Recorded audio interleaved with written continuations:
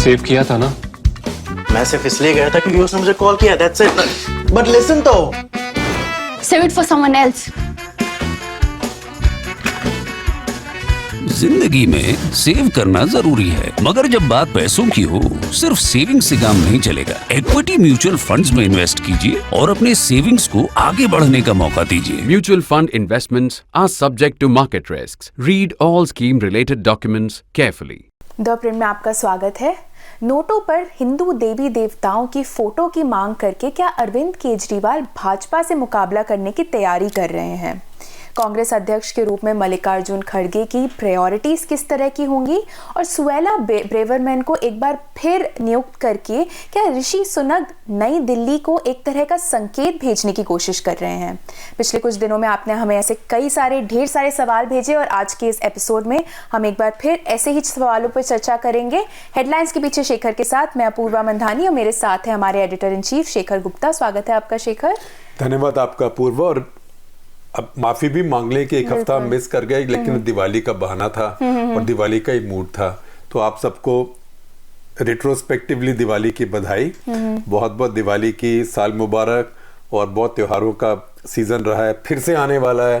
अब गुरपर्व आएगा 8 तारीख को मेरा ख्याल, उसके बाद फिर क्रिसमस का समय आएगा। तो सबको पीछे की बधाई और आगे की भी एडवांस में बधाई। और इस चक्कर में हम एक दिन की छुट्टी मार गए, तो उसके लिए आप सभी हमें माफ करेगा। पर इस एपिसोड में हम आप सभी के सवाल एक बार फिर लेंगे। शेखर, सबसे पहला जो सवाल है वो आ रहा है आदित्य देवस्कर से, जो कि हमारे मेंबर हैं। इस बार भी हमें कई मेंबर्स के सवाल आए हैं। वो पूछ रहे हैं, थोड़ा लंबा सवाल है, पूछ रहे हैं कि नोटों पर हिंदू देवी देवताओं की फोटो के बारे में अरविंद केजरीवाल की टिप्पणियों और बिल्किस बानो की कहानी के प्रति उनकी बेपरवाही या एपैथी को देखते हुए ये स्पष्ट है कि केजरीवाल और आप गुजरात में और राष्ट्रीय स्तर पर भाजपा से मुकाबला करने के लिए सॉफ्ट हिंदुत्व का उपयोग करने की योजना बना रहे हैं।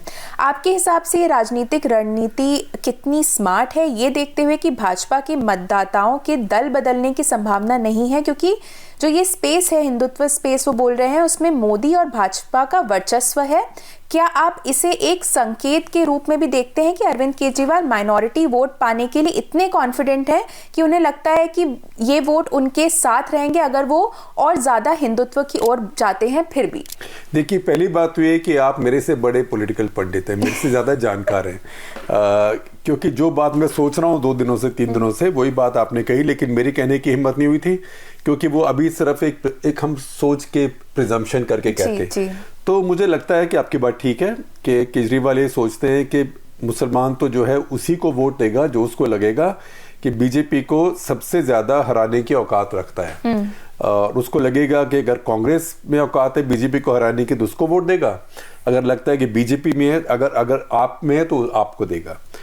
इसलिए आपका एक तरह से फैसला है। आप देखेंगे शाहीन बाग के पीछे तक जाएं, तब से जहां मुसलमान कहीं विक्टिम बनते हैं, कोई भी इशू होता है, आप वहां बिल्कुल कुछ नहीं बोलती है, बिल्कुल चुप रहते हैं। उनके जब एमएलए को भी पकड़ा तो थोड़ा बहुत कभी कभी वो बोलते हैं सीजनल, जैसे कभी कभी सीजन में कोई आके चिड़िया कभी बोल जाती है, फिर सीजन खत्म हो गया तो चली गई, है ना, इस तरीके से कभी एक बार ट्वीट कर दिया। लेकिन वो अपने कहीं भी ये दिखाना नहीं चाहते हैं कि वो माइनॉरिटीज के साथ हैं जी। उसमें उनकी एक समस्या होती है पंजाब में, लेकिन पंजाब में जो माइनॉरिटी है वो तो सिख माइनॉरिटी है। तो सिख माइनॉरिटी और हिंदू माइनॉरिटी में फ़र्क है, और मुस्लिम माइनॉरिटी में एक फ़र्क है।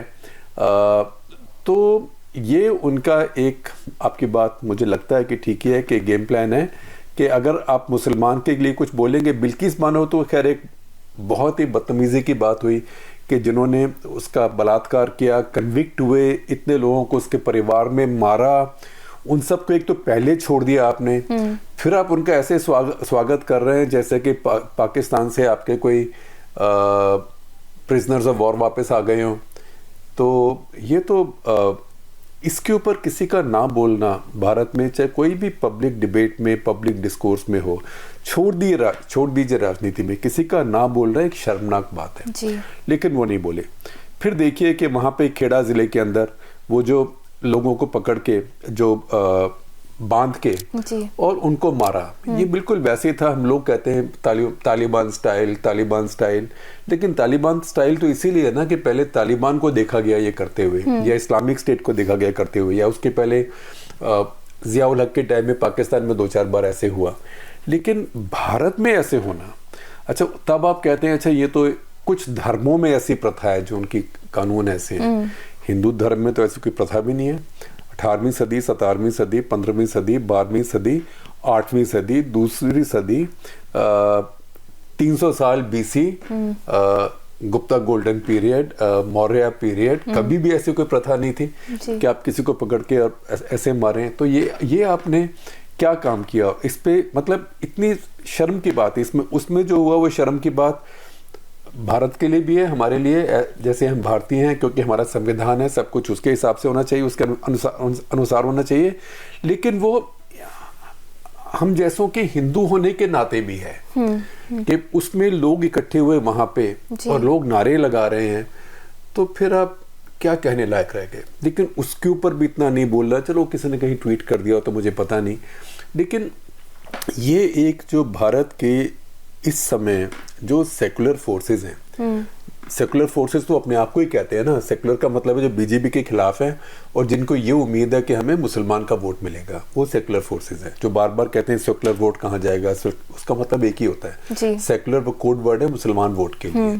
तो उनमें से कोई भी नजर नहीं आया, आम आदमी पार्टी तो खैर सबकी चैंपियन है, लेकिन उनमें से कोई भी नजर नहीं आया जो जिन लोगों को मारा गया चौराहे पे खड़ा करके, उनके परिवार में जाके उनके परिवार के सदस्यों के साथ आधे घंटे बैठ के आ जाए, फोटो खिंचा ले, कोई उनको ढाढ़स मिले, या बिल्किस बानो को, सबकी महिला नेता हैं, कोई जाके बिल्किस बानो के कंधे पे हाथी डाल देती जी। क्योंकि अब जो भी कह ले वो तो विक्टिम है ना, वो तो कोई किसी तरह की क्रिमिनल नहीं है, वो तो विक्टिम है और वो बिल्कुल ही बेकसूरवार है। लेकिन उसके ऊपर वो पार्टी जो गुजरात में वोट मांग रही हो और कहती है कि हमारा राज करने का मौका आ रहा है, वो उसमें कुछ ना बोले, ये मैं समझता हूँ कि बहुत ज्यादती हो गई है। और उसके बाद अभी कहना कि नोट पे छाप देना, हालांकि जब मैंने देखा आतिशी सिंह की जब प्रेस कॉन्फ्रेंस हो रही थी आतिशी की, तो उसमें जब वो कह रही थी कि नहीं होना चाहिए वगैरह वगैरह, तो मुझे लगा थोड़ा स्मर्क जैसे कहते हैं ना, कि जैसे व्यंग कर रही हो, तो एक बार मुझे लगा कि शायद ये ट्रोलिंग कर रहे हैं मोदी जी की जी। लेकिन वो हो सकता है इसलिए भी आई हो वो लोग क्योंकि वो अपने आप कन्विंस नहीं है कि आप, मतलब आप देखें कि आपकी अगर अर्थव्यवस्था खराब हो रही है तो आप उसका ठीकरा भी भगवान के सिर पे फोड़ रहे हैं, मतलब उसका बोझा भी आप भगवान के ऊपर रख रहे हैं कि आपकी फोटो छाप दी, अब तुम इकोनॉमी ठीक कर दो। तो ये तो, अब मुझे तो इतना धर्म वर्म आता नहीं है, लेकिन मुझे ये पता है कि जो एक फिलॉसफी भी है, हिंदुइज्म की फिलॉसफी भी है, वो भगवान भी कहते हैं, भगवान मेरिटोक्रेटिक है और भगवान अंडर एम्प्लॉयड भी नहीं है कि भगवान खाली बैठे हैं, अच्छा ठीक है मेरी किसी ने तारीफ नहीं की बहुत दिनों से, ये बहुत अच्छे इंडिया के लोग, इन्होंने मेरी फोटो नोटों पे छाप दी, आज तक किसी ने नहीं छापी थी। हालांकि उसमें भी एक फोटो आप देखेंगे हमारी स्क्रीन पे दिखाऊंगा मैं आपको, वो एक हमारा दोस्त है, वो हिस्ट्री की पुरानी फोटोज निकालते हैं, इंडोनेशिया जो कि इस्लामिक देश है, वहां के नोट के ऊपर भी उन्होंने गणेश जी की फोटो एक बार छापी हुई है। अच्छा। राइट, लेकिन वो तो ठीक है, हमारे सब धर्म के लोग हैं, उनको दिखाने के जो भी किया है, लेकिन यहाँ ये कहना, तो भगवान कृष्ण कह गए ना कि कर्म करो और फल की इच्छा मत करो, उसका बड़ा सिंपल तरीका भी है, कर्म किए जाए फल की इच्छा मत करे इंसान, जैसे कर्म करेगा वैसे फल देगा भगवान, ये है गीता का ज्ञान। तो आप कर्म अच्छे करो, भगवान को ऐसा क्यों बेवकूफ बना रहे हो, मतलब इसका मतलब सोचते हो कि भगवान का IQ नहीं है, भगवान खाली बैठे हुए हैं और भगवान की ईगो इतनी बड़ी है कि आप फोटो छाप देंगे। तो यही बात मैं बार बार सोचता हूँ, जो लोग मंदिर जाते हैं, किसी भी मंदिर जाएं, गुरुद्वारे जाएं, मस्जिद जाएं, अजमेर शरीफ जाएं, वहां जाके इतने इतने पैसे देते हैं कि मेरा कोई भला होगा। अब हम भगवान को रिश्वत देंगे क्या?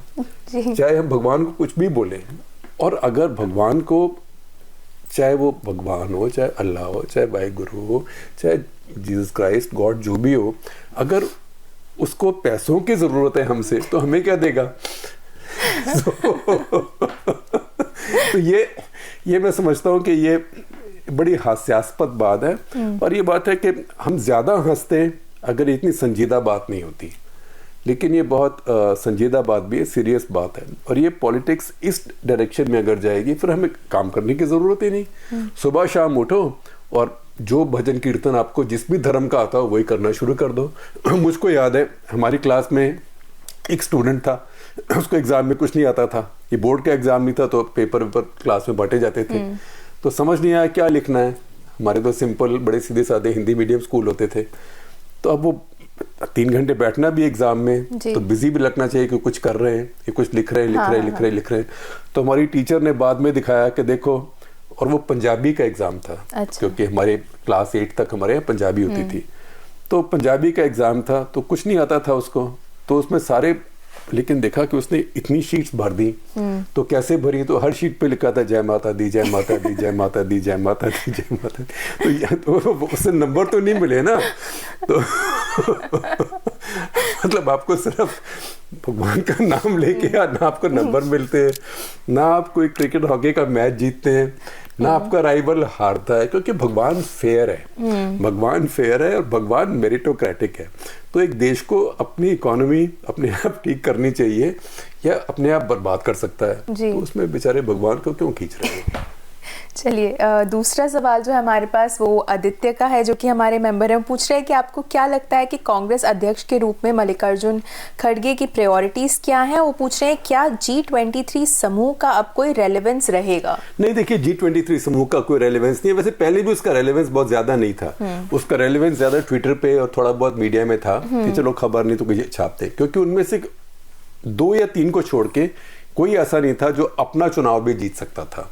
तो वो सब बेसिकली वो जो गाड़ी थी कांग्रेस पार्टी की, वो बैंड वैगन में चढ़े हुए थे बिना टिकट के। अब वो अंदर से शोर कर रहे थे कि जी हम गाड़ी में जा रहे हैं, लेकिन गाड़ी में खाना अच्छा नहीं मिल रहा है, गाड़ी में टॉयलेट ब्लॉक्ड है, तो ये उतर जाओ। तो उनका वही हाल था, तो वो ठीक से एक्सपोज हो गए। और वो आप देखिए कि जब ये चुनाव भी हुआ तो ज्यादातर लोग जो G23 के थे उन्होंने आके खड़गे साहब को ही नॉमिनेट किया, उन्हीं को सपोर्ट किया। तो वो तो लाइट वेट थे। लेकिन बड़ी बात यह है कि अब खड़गे साहब कांग्रेस पार्टी को चला पाएंगे कि नहीं, उनकी अथॉरिटी कितनी होगी। और ये जो एक बड़ी एक डेलिकेट रिलेशनशिप है, एक चुने हुए अध्यक्ष जो कि गांधी परिवार के एंडोर्समेंट से चुने गए हैं, उनके बीच में और गांधी परिवार में क्या इक्वेशन रहेगी। क्योंकि इसमें क्या होता है कि अभी तो चलेगी 1 हफ्ता 2 हफ्ता, फिर थोड़ी देर में जैसे कांग्रेस पार्टी के दरबारी कल्चर है, लोग जाएंगे, मैडम आपको पता है वो क्या कह रहा था, राहुल जी आपको पता है वो क्या कह रहे थे, राहुल जी पता है वो क्या, आप तो अपने आप को लीडर समझने लगा है। जो इन लोगों ने पहले किया सीताराम केसरी के बारे में या नरसिम्हा राव के बारे में, और तो और मनमोहन सिंह के बारे में भी, कि जी वो तो जब 2009 को जीत के आई यूपीए, कांग्रेस पार्टी बहुत अच्छा परफॉर्म किया, यूपीए ज्यादा सीट्स लेके जीत के आई, तो बहुत लोगों ने कहना शुरू कर दिया कि मनमोहन सिंह के जो 5 साल की नीतियां थी और जो उन्होंने हिम्मत दिखाई न्यूक्लियर डील के समय, और सबको पता था कि वो गांधी परिवार भी उससे बहुत खुश नहीं था, लेकिन उन्होंने किया। और यह 26/11 के बाद उन्होंने जो एक तरह से अपनी तरफ से पेशेंस रखी और जिस तरीके से हैंडल किया, और दुनिया भर में जो दुनिया भर का रिएक्शन हुआ, सच बात यह है कि 26/11 में भारत का जो रिस्पॉन्स था उसका भी एक कंट्रीब्यूशन है कि तब से अब तक बहुत कम 2-1 हुआ उसके बाद में, लेकिन उसके बहुत कम कश्मीर से बाहर भारत में कोई आतंकवाद की घटना हुई है जी। और इकोनॉमिक ग्रोथ भी हुई। तो वो पहले 5 साल में तो सब लोगों ने उसमें तारीफ करनी शुरू कर दी, तारीफ करनी शुरू की तो फिर चुगलखोर शुरू हो गए जी। अब तो सब लोग कह रहे हैं ये चुनाव तो मनमोहन सिंह जी जीत के आए हैं, ये क्रेडिट तो आपका बनता है, राइट। तो इसी से जो कांग्रेस पार्टी में शुरू हुआ उसको मैं कहता हूं कांग्रेस पार्टी का ऑटो इम्यून डिजीज। वो ऑटो इम्यून डिजीज ऐसे होता है जब किसी का शरीर उसको ही खाना शुरू कर देता है अंदर से, जैसे कोई एक्जेमा होता है, जैसे टाइप 1 डायबिटीज होता है, ये सब ऑटो इम्यून डिजीज होते हैं और उसका बड़ा बुरा असर होता है। तो अब ये कब ये ऑटो इम्यून डिजीज शुरू होगा, क्योंकि ऑटो इम्यून डिजीज होते भी क्रॉनिक है, कभी जाते नहीं है। तो कांग्रेस पार्टी का ऑटो इम्यून डिजीज जो है वो दरबारी कल्चर और चुगलखोरी है जी। तो ये कितना आगे चलते हुए कितना सफल होता है, ये इसी बात पर निर्भर करेगा कि क्या गांधी परिवार अब ये दरबारी कल्चर को खत्म कर सकता है या नहीं। इतिहास अगर आप देखें राजनीति का, तो ऐसी पार्टियों में और ऐसे सिस्टम्स में दरबारी सिस्टम कभी खत्म नहीं होता है, दरबार हमेशा रहता है। क्योंकि अभी भी अगर लोग ये सोचते रहेंगे कि ठीक है प्रेसिडेंट तो ये बन गए, अध्यक्ष तो ये बन गए, लेकिन जो असली ताकत है, जो असली शक्ति है, पावर है, वो कहीं और है, उसका स्रोत कहीं और है, तो फिर ये one party two power centres, तो मुझे तो सबको मालूम है कौन सा पावर सेंटर रहेगा और कौन सा पावर सेंटर जाएगा। जी, कांग्रेस से ही जुड़ा अगला सवाल है संजय तिवारी का, जो कि हमारे मेंबर हैं। वो पूछ रहे हैं कि कांग्रेस चुनाव पर और कांग्रेस में शशि थरूर और सोनिया गांधी के भविष्य पर आपका क्या ख्याल है? देखिए, सोनिया गांधी तो अब लगता है कि वो जो कुछ खबरें आ रही हैं कि शायद रिटायर हो पॉलिटिक्स से, तो हो सकता है कुछ हद तक हो जाए। चुनाव तो अब वो नहीं लड़ेंगी जी, क्योंकि वो काफी कर भी चुकी है, उनका स्वास्थ्य भी इतना अच्छा नहीं है। चुनाव तो मुझे लगता नहीं कि लड़ेंगी, हालांकि कोई कुछ भी कर सकता है कल।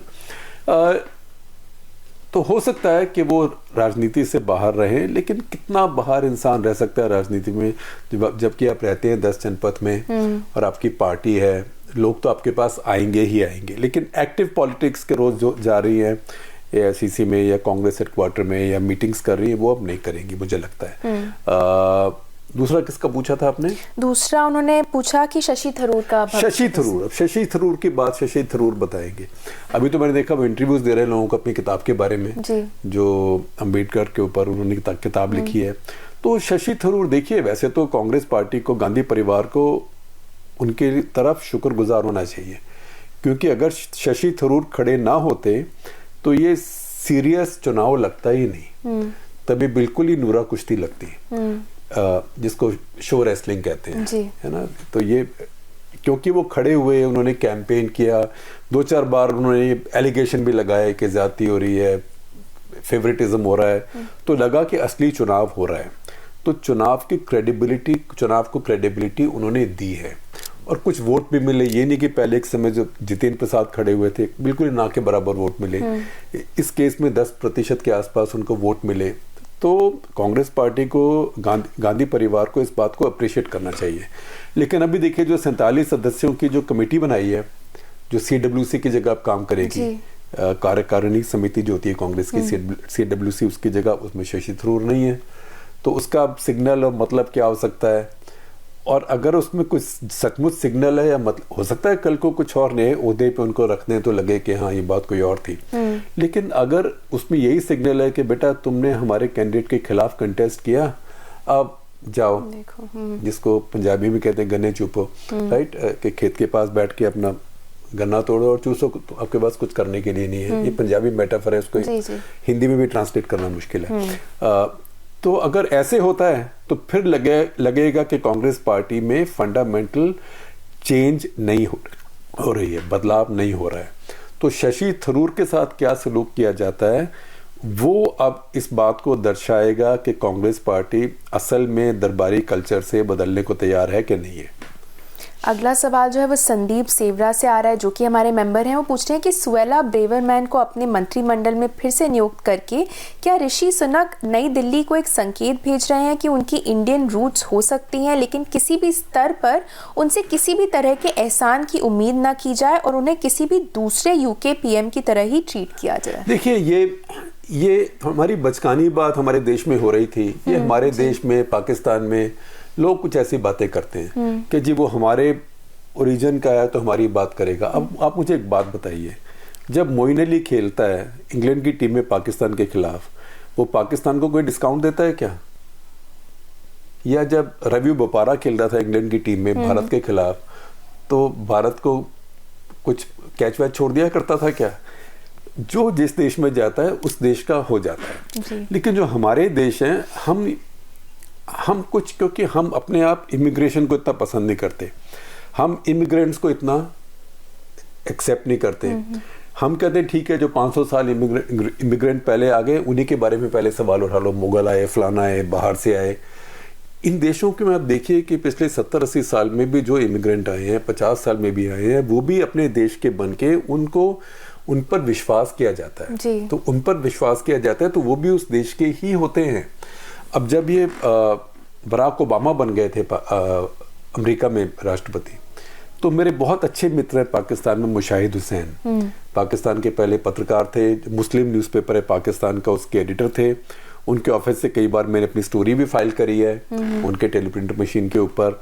और उनके ऑफिस में टाइपराइटर यूज़ करके मेरे बहुत अच्छे मित्र थे।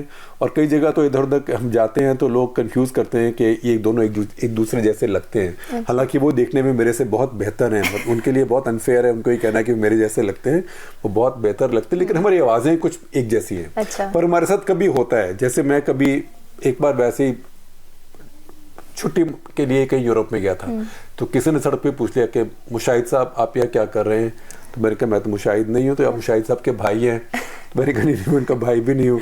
और मुशाहिद को एक बार वो रशियन फॉरेन मिनिस्ट्री में मॉस्को में, जिसको मीट बोलते हैं, वो वहाँ जो कॉरिडोर था वहाँ जा रहे थे, साउथ एशिया सेक्शन जो था, वहाँ से कोई अफसर बाहर आया तो बोले अरे मिस्टर शेखर गुप्ता। तो ऐसे ऐसे हमारा होता रहता है। लेकिन मुशाहिद हुसैन जो इतने अक्लमंद हैं, बाद में वो राजनेता बन गए। उन्होंने एक बार पाकिस्तान के राष्ट्रपति का चुनाव भी लड़ा, सेनेटर रहे हैं, और जिसे किंग्स पार्टी कहते हैं PMLQ, उसमें भी जुड़े रहे। तो उन्होंने भी एक स्टेटमेंट दिया एक डिस्कशन में। उन्होंने कहा कि I am sure that Barack Hussein Obama will have a favorable view of Pakistan, क्योंकि वो उसकी आधी एंसेस्ट्री मुस्लिम है, तो वो पाकिस्तान का बहुत देखेगा। पर ऐसे नहीं होता है। देखिए ये मैं आपको एक बात बताता हूँ, मैंने कर्तक लेटर में भी बोली थी 2 दिन पहले। आपको पता नहीं आपकी क्या उम्र है, आपको याद है कि नहीं, पर हमारे बहुत सुनने वालों को याद होगा कि एक समय जब अमेरिका भारत में बहुत खींचातानी होती थी और पाकिस्तान के अंदर न्यूक्लियर बॉम्ब बनने वाला था, ज़ियाउल हक बहुत आगे जा रहे थे न्यूक्लियर बॉम्ब के एरिया में, तो अमेरिका में जो कांग्रेस में, सेनेट में भारत की कोई ज़्यादा सपोर्ट नहीं थी। मैं आपको वापस ले जा रहा हूँ रोनाल्ड रेगन टाइप समय में कोई सपोर्ट नहीं थी। जब रोनाल्ड रेगन का समय था, जब ये अफगान जिहाद वगैरह चल रहा था, तो बहुत ज़्यादा पाकिस्तान और अमेरिका बहुत नज़दीक थे आपस में, और भारत के साथ बहुत हॉस्टाइल फीलिंग थी।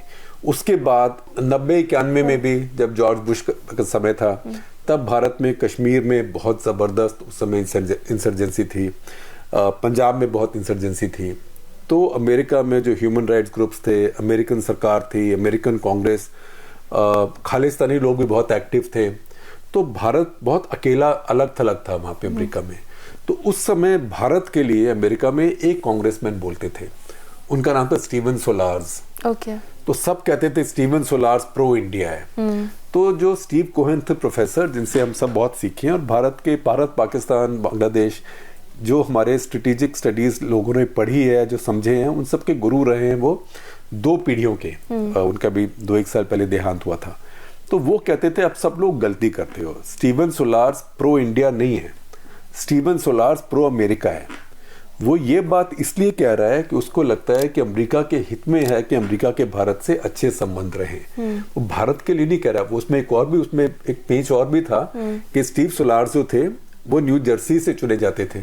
और न्यू जर्सी में बहुत वोटर हिंदू और बहुत ज्यादा गुजराती भी है उसमें, तो हर किसी का वोट बैंक का भी इशू होता है। तो पॉलिटिशियन की बहुत बातें होती है, उसको वोट बैंक भी देखना होता है, लेकिन जिस देश का वो होता है वो उसी देश का होता है। अब आप देखें कि बहुत देशों में क्रिकेट हमारे यहाँ लोग सबसे ज़्यादा समझते हैं, इसलिए मैं क्रिकेट का उदाहरण देता हूँ।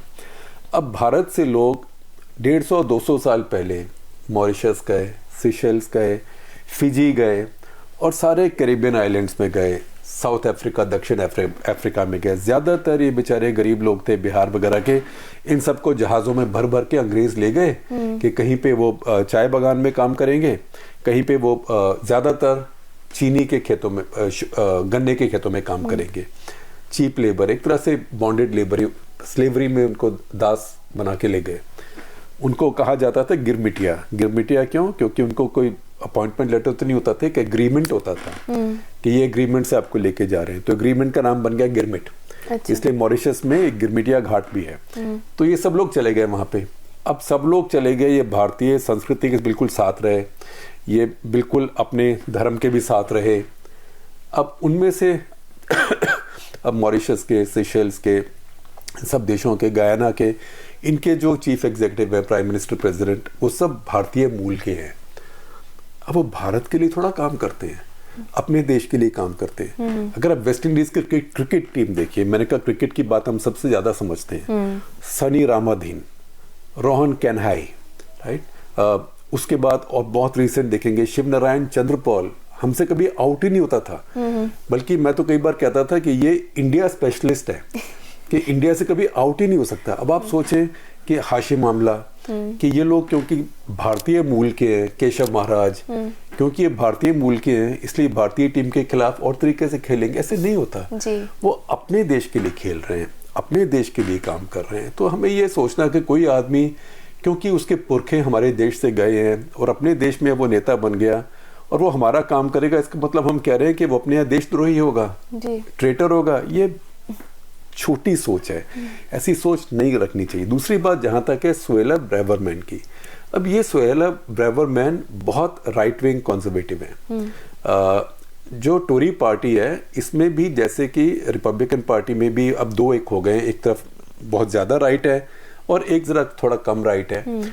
ऐसे ही जो टोरी पार्टी कंजर्वेटिव्स उसमें भी काफ़ी स्ट्रॉन्ग शार्प राइट है और कुछ लोग इधर उधर बीच में। तो उसमें जो सेंट्रिस्ट पोजीशन होती है किसी के लिए संभालनी संभव नहीं है, और वो भी इस समय जबकि इतने प्रधानमंत्री बदले जा चुके हैं।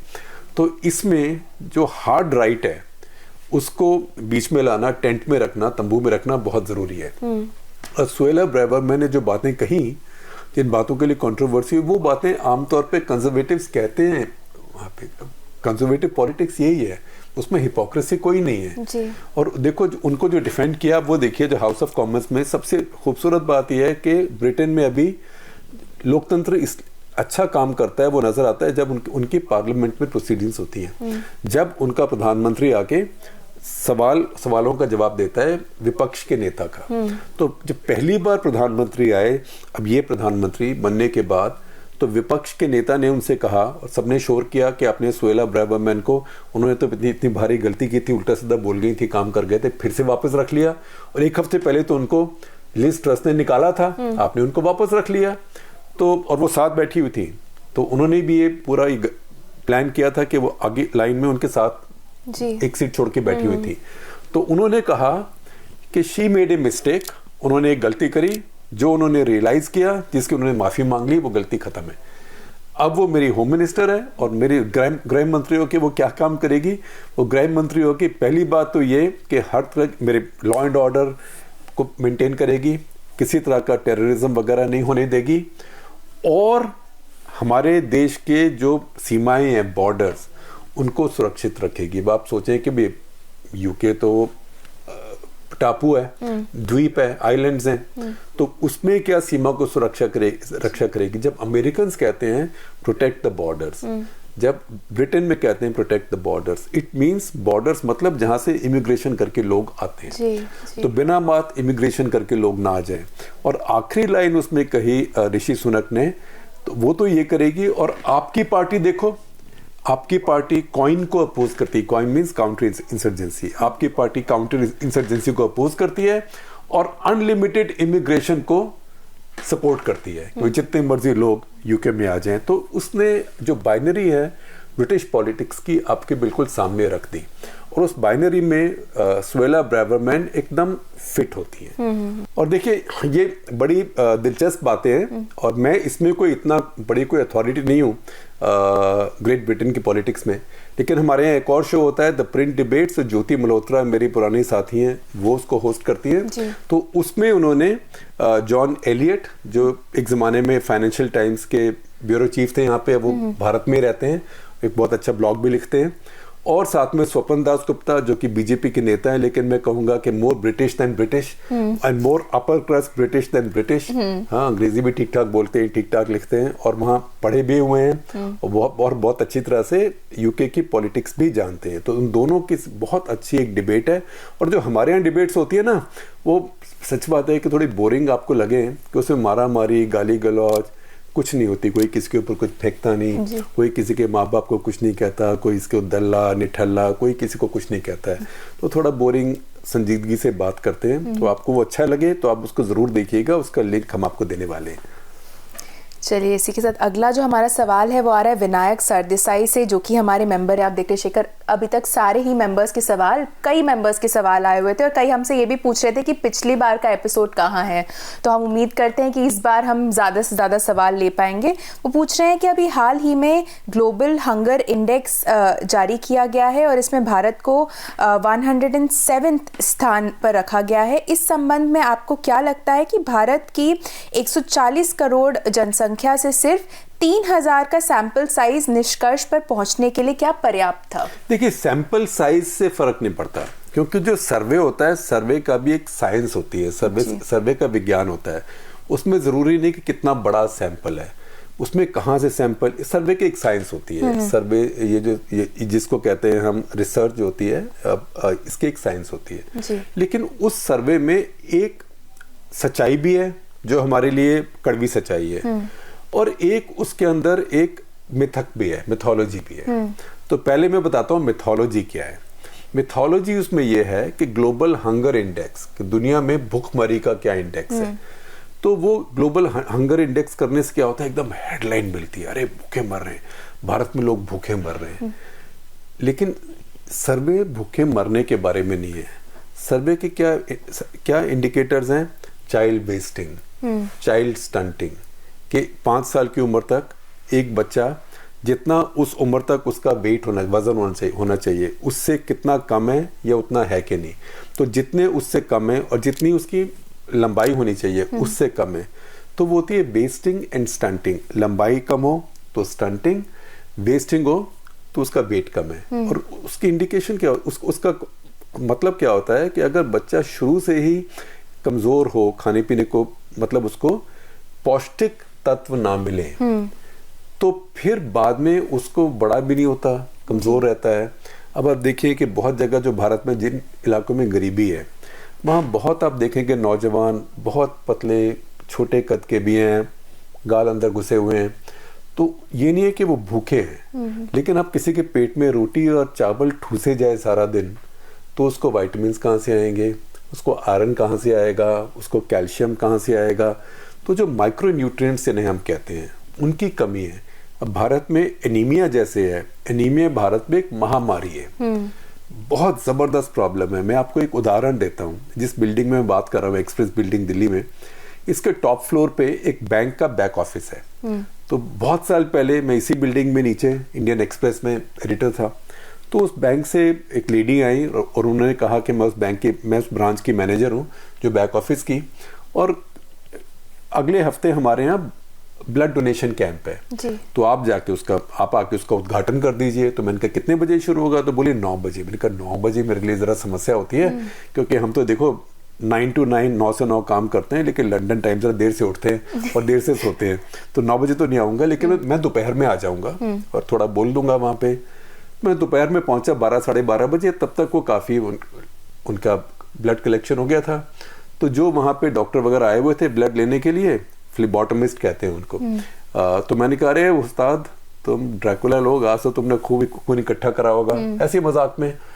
तो उन्होंने कहा नहीं सर इतना नहीं है। मैंने कहा क्यों, इतनी लोग तो यहाँ तैयार थे भीड़ लगा के। तो उन्होंने कहा नहीं, 70% लोगों का, खास करके महिलाओं का, क्योंकि उस ऑफिस में ज्यादा महिलाएं थी, 70% का हीमोग्लोबिन लेवल इतना लो था कि हम उनका खून नहीं ले सकते थे। तो ये तो पढ़े लिखे एक बैंक के बैक ऑफिस में लोग काम कर रहे हैं। तो भारत में जो सबसे बड़ी समस्या है वो हमारी पौष्टिकता की समस्या है। पेट भरे हुए, हंगर नहीं है, हंगर नहीं है, लेकिन सिर्फ हंगर से नहीं होता, सिर्फ पेट भरे से नहीं होता। वो 60 के दशक की बात है कि पेट नहीं भरा हुआ। अब भारत में गेहूं चावल लोगों के घर मुफ्त भी जा रहा है, लेकिन आप दाल खा पा रहे हैं, आप अंडा खा पा रहे हैं, आप मुर्गा, मीट, पनीर, कहीं से तो आपको प्रोटीन मिलेगा ना। तो अभी सिर्फ कैलोरी की बात नहीं है, अभी माइक्रो न्यूट्रिएंट की बात है, प्रोटीन और माइक्रो न्यूट्रिएंट की। तो ये जो ग्लोबल, जिसको हंगर इंडेक्स गलत कहते हैं, ये ग्लोबल एक तरह से न्यूट्रिशन इंडेक्स है। तो उसमें अगर आप देखें तो उसमें जो डेटा है वो डेटा सिर्फ बिल्कुल वही है जैसा कि हमारा अपना भारत सरकार की स्वास्थ्य मंत्रालय की नेशनल फैमिली हेल्थ सर्वे में है।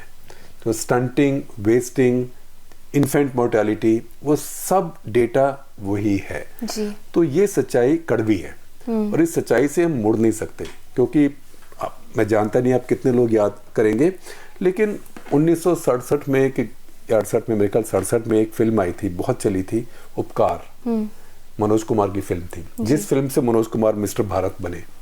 तो उस फिल्म में एक गाना था, इंदिवर के गाने थे उस फिल्म में, बड़े फेमस गाने थे, मेरे देश की धरती सोना उगले उगले हीरे मोती। अपूर्वा, एक आपके एक जज ने उसको कोट भी कर दिया था, वो जब बेल दे रही थी वो कन्हैया कुमार और उमर खालिद वगैरह के जेएनयू के बाद में, उसी गाने को कोट किया था। तो उसी फिल्म का एक और गाना था, उसके अंदर एक लाइन है, जिस देश का बचपन भूखा है फिर उसकी जवानी क्या होगी। तो ये जो ग्लोबल हेल्थ इंडेक्स है, ग्लोबल हंगर इंडेक्स है, हंगर के बारे में नहीं है, पेट भरे हुए हैं, लेकिन ये है कि आपके जो आज के बच्चे हैं वो भूखे पेट नहीं सो रहे हैं, लेकिन आपके बच्चे एक तरह से पेट में ठूस के गेहूं चावल सो रहे हैं। उनको आपको पौष्टिक पदार्थ चाहिए, नहीं तो फिर आप एक और पीढ़ी पैदा करेंगे जो कि कद में छोटी होगी, जो कि कमज़ोर होगी, जिसके जो दिमाग हैं वो भी फुली डेवलप नहीं होंगे। इसमें बहुत खतरे हैं और इन खतरों से हमें सावधान भी रहना चाहिए और इस सच्चाई को मानना भी चाहिए। हर चीज़ में हमें भाग के और अपने किले के ऊपर चढ़ के और राइफल नहीं निकाल लेनी चाहिए। अगला सवाल जो आ रहा है वो विभव कावूरी का आ रहा है, जो कि हमारे मेंबर हैं। वो पूछ रहे हैं कि पंजाब में अमृतपाल सिंह संधू के राइस से आप क्या समझते हैं, स्पेशली कनाडा और अन्य जगहों पर हो रही खालिस्तान गतिविधियों के चलते। देखिए, पंजाब में मुझे कुछ काफ़ी बातों की चिंता है, क्योंकि पंजाब की राजनीति भारत के सब राज्यों से एक अलग तरह की है। अब ज्यादा डिटेल में तो उसमें बात नहीं करेंगे, बहुत समय हो जाएगा, किस दिन फिर बात करेंगे। लेकिन पंजाब में जो डेमोग्राफिक बैलेंस है वो करीब आप समझिए कि 60% सिख, 40% हिंदू, 1-2% मुसलमान भी है जो मलेकोटला एरिया में है, पर मैं रफली बता रहा हूँ ब्रॉडली। जो सिख हैं उनमें फिर से एक अलग कैटेगरीज है, जैसे हिंदुओं में भी दलित हैं, बैकवर्ड कास्ट हैं, अपर कास्ट है।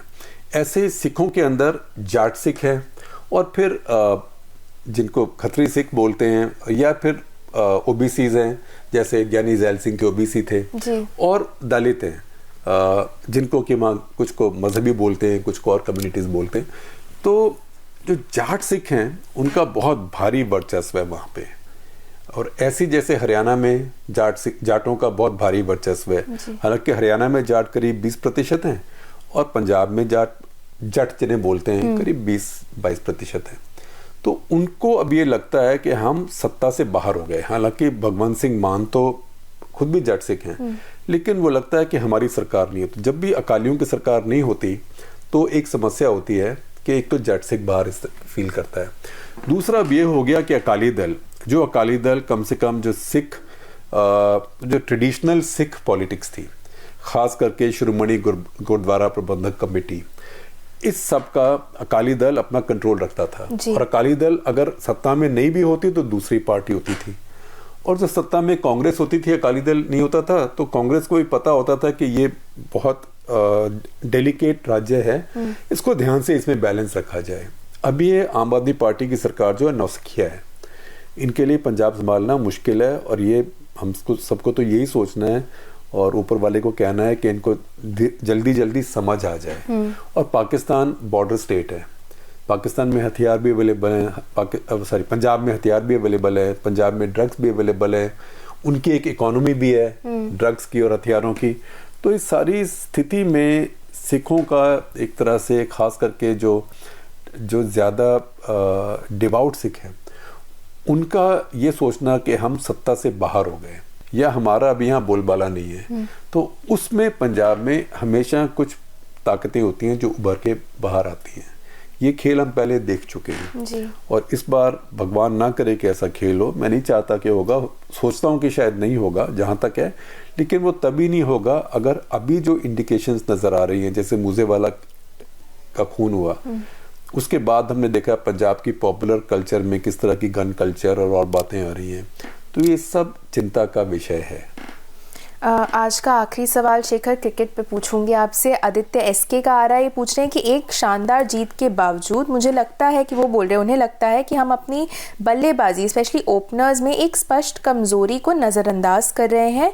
क्या राहुल और रोहित सलामी बल्लेबाजों के लिए हमारे बेस्ट ऑप्शंस हैं, खासकर पावर प्ले में उनकी धीमी स्ट्राइक रेट को देखते हुए? अगर नहीं तो हम अपने बल्लेबाजों से बेस्ट प्रदर्शन के लिए क्या बदलाव कर सकते हैं? देखिए, पहली बात तो ये कि पाकिस्तान के साथ पिछले 2 मैचों में का जो इतिहास था, जो कुछ समय पहले ही 2 मैच हुए थे, उसके बाद ये थोड़े लगा कि हमारे जो सलामी बल्लेबाज थे वो थोड़े सहमे हुए थे जी। लेकिन ये तो अभी टूर्नामेंट चल रहा है। अब देखिए, कोई भी जीत रहा है, कोई भी हार रहा है, कहीं बारिश हो रही है, उसका 1 पॉइंट जा रहा है। तो ये अब वर्ल्ड कप है। अब वर्ल्ड कप में आप देखिए, अभी तक जितने मैच हुए हैं, कोई बहुत बड़ा मैच नहीं हुआ है कि एक ने 220 बना दिए और दूसरा 218 बना के हारे, या एक ने 205 बना दिए और दूसरा 206 बना के जीते। तो वर्ल्ड कप में टेंशन लेवल होता है, तो इसमें आमतौर पे मैच इतने बड़े नहीं होते, बड़े स्कोर्स भी नहीं होते, क्योंकि हर बैट्समैन के ऊपर और हर बॉलर के ऊपर और हर फील्डर के ऊपर यहाँ पे एक दबाव होता है। तो अभी शुरू हुआ है, 2 मैच हुए हैं, अब आगे देखते हैं ये कैसे होता है। और दूसरी बात ये कि देखिए, हम अपने बैटिंग को देखते हैं या बैट्समैन को देखते हैं। आप ये सोचिए कि दूसरी टीम के पास बॉलर्स भी तो है ना। तो पाकिस्तान के पास जो बॉलिंग अटैक है इस समय, वो मैं कहूँगा दुनिया के सबसे अच्छे बॉलिंग अटैक्स में है जी। तो उसके सामने खड़ा होना ओपनर्स, तो वो एक चुनौती भी है। चलिए, इसी के साथ हमारा आज का एपिसोड यहीं खत्म होता है। आशा करती हूँ आपको एपिसोड पसंद आया हो। हमें कमेंट सेक्शन में ज़रूर बताएं और हर हफ्ते की तरह आने वाले हफ्ते में भी हमें अपने सवाल ज़रूर भेजें। हमसे जुड़ने के लिए आप सभी का बहुत बहुत धन्यवाद। बहुत बहुत धन्यवाद। और आप देखिए, जरा इसको वर्ल्ड कप को देखते रहिए, इंडिया को जिताते रहिए।